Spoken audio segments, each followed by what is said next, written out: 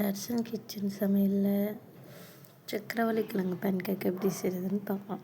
First சக்கரவள்ளி கிழங்குல தோல் சீவி குட்டி குட்டியாக கட் பண்ணி வச்சுக்கலாம்.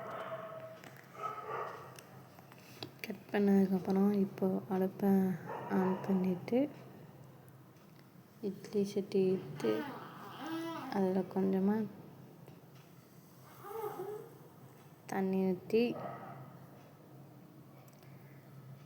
நம்ம குட்டி குட்டியாக கட் பண்ணி வச்சுருக்கோம்ல சக்கரவள்ளி கிழங்கு அதை ஆவியில் வேக வைக்கணும். தட்டு வச்சு ஆவியில் வேக வைக்கணும், தண்ணியில் வேக வைக்கல. நம்ம ஆவியில் வேக வைக்கும் போது சக்கரவள்ளி கிழங்கு டேஸ்ட் அப்படி இருக்கும்.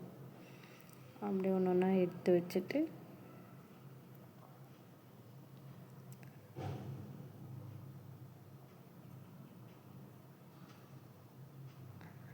ஒரு 10 மினிட்ஸ் நல்லா வேக வச்சு எடுத்துக்கணும். அது வெந்து வந்தாலே கலர் மாறிடும்.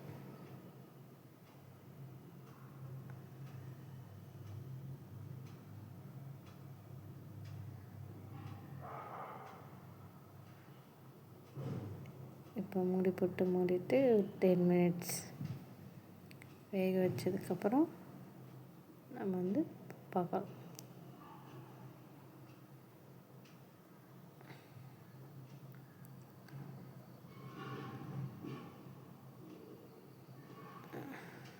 நல்லா கலர் மாறி வந்திருக்கா. இப்போ இந்த ஸ்டேஜில் நம்ம சக்கரவள்ளி கிழங்கு எடுத்து வச்சுக்கலாம் ஒரு பவுலில். பாருங்கள், குத்தி பார்த்தா நல்லா மசிஞ்சிருக்கு. கலரும் டிஃப்ரெண்ட் மாறி நம்ம வைக்கும்போது இருந்த கலர் வேறு, இப்போ இருக்கிற கலர் வேறு. ஒரு கிண்ணத்தில் எடுத்துட்டு அதை நல்லா மசிக்கணும். நீங்கள் ஸ்பூன் போட்டோ உங்கள்கிட்ட என்ன இருக்கோ அதை வச்சு நல்லா மசிக்கணும். அப்படி இல்லைன்னா மிக்ஸி ஜாரில் கூட லைட்டாக போட்டு கூட நீங்கள் மசித்து எடுத்துக்கோங்க. கெட்டி இல்லாமல் நல்லா மசிங்க, கெட்டிப்படாமல் நல்லா மசிச்சுட்டு இப்போ நம்ம இதில் என்ன ஆட் பண்ண போகிறோம்னா 1/2 கப் ரவை, அதாவது ஒரு 50 கிராம் ரவை,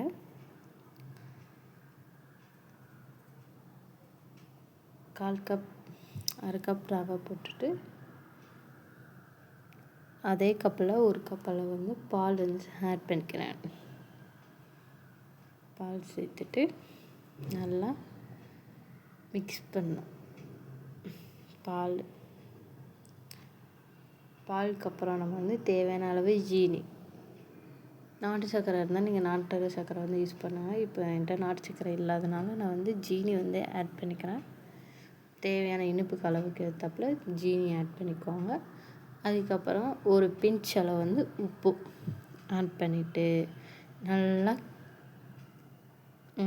கெட்டிப்படாமல் கிளறிடும். பாருங்களேன், ஃபஸ்ட்டு இது பண்ணும்போது கெட்டியாக இருக்கும். நம்ம கிளற அந்த ரவை அந்த பால்லாம் நல்லா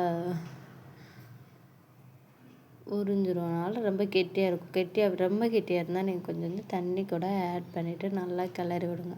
கட்டுப்படாமல் நல்லா மாவாகிற மாதிரி ஒரு 10 மினிட்ஸ் நல்லா கிளறி விட்டுக்கிட்டே இருங்க.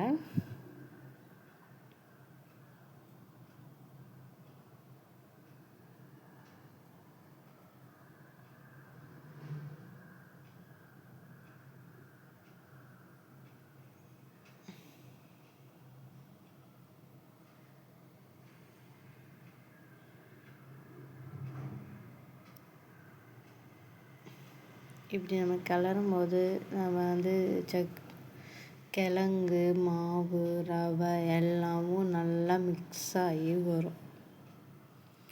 இப்போ நல்லா கிளறினதுக்கப்புறம் அதை ஒரு 10 மினிட்ஸ் நம்ம தட்டு போட்டு மூடி வச்சு எடுத்துக்கணும்.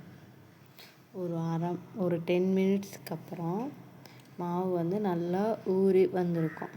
பாருங்கள், இந்த ஸ்டேஜ் ரொம்ப தண்ணியாகவும் இல்லாமல் ரொம்ப கெட்டியாகவும் இல்லாமல் மீடியம் சைஸில் இருந்தால் போதும். இப்போ இதை நம்ம தனியாக எடுத்து வச்சுட்டு அடுப்பை ஆன் பண்ணி தோசைக்கல் எடுத்து வச்சுக்கிறோம். பேன் இருந்தால் நீங்கள் பேன் யூஸ் பண்ணிக்கோங்க. நான் தோசைக்கல்லில் தான் இன்றைக்கி பேன் கேக் செய்யப்போம். தோசைக்கல் வச்சுட்டு நல்லா அது வந்து சூடாகட்டும். அதில் இப்போ நம்ம கொஞ்சோன்னு ஒரு டீஸ்பூன் 1/4 டீஸ்பூன் வந்து நெய் ஆட் பண்ணி நல்லா உருகட்டும். அதுக்கப்புறம் இப்போ நம்ம வந்து ரெடி பண்ணி வச்சுருக்க மாவு வந்து ஒரு கரண்டி அப்படியே எடுத்து ஊற்றிக்கலாம்.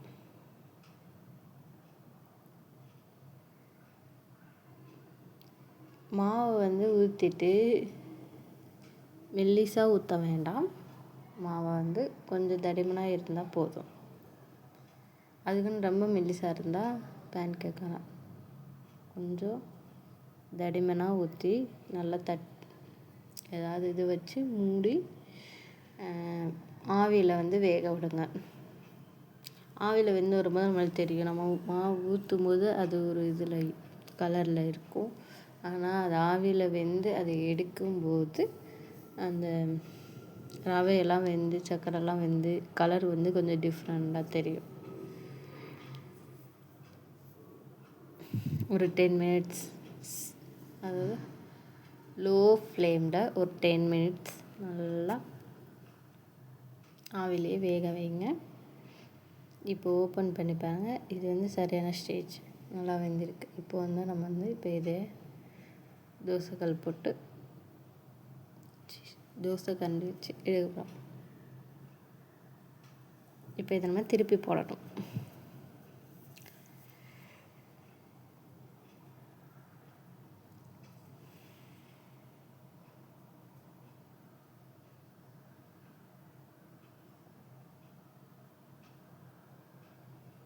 திருப்பி போட்டு அந்த சைடும் நம்ம வந்து நல்லா வேக விடுறோம்.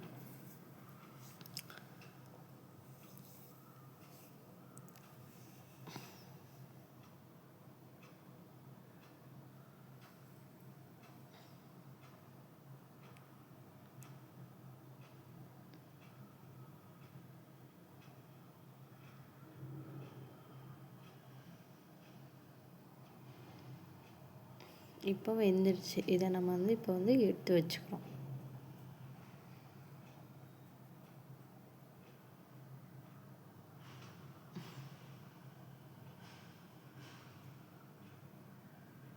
இப்போ நாங்கள் அழகாக பேன் கேக் ரெடி ஆயிடுச்சா.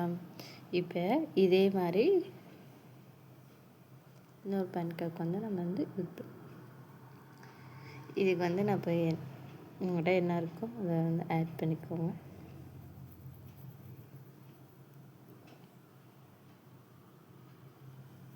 அதே மாதிரி மாவு எடுத்து ஒரு கரண்டி ஊத்தாப்பா மாதிரி ஊற்றிக்கலாம்.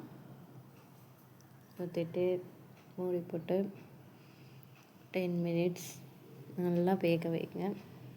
வேக வரும்போது கலர் மாறி வரும், வெந்து வரும், அது டிஃப்ரெண்ட் நல்லாவே தெரியும்.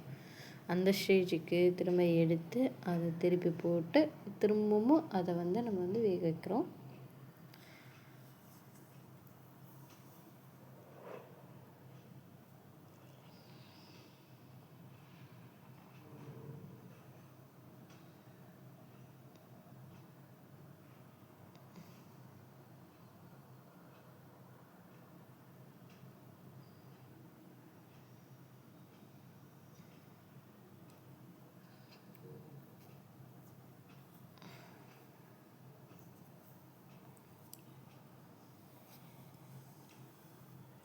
கொஞ்சம் வேகாமல் இருந்தனால திரும்ப வந்து நான் மூடி போட்டு ஒரு 2 மினிட்ஸ் வந்து வேக வச்சுக்கணும்.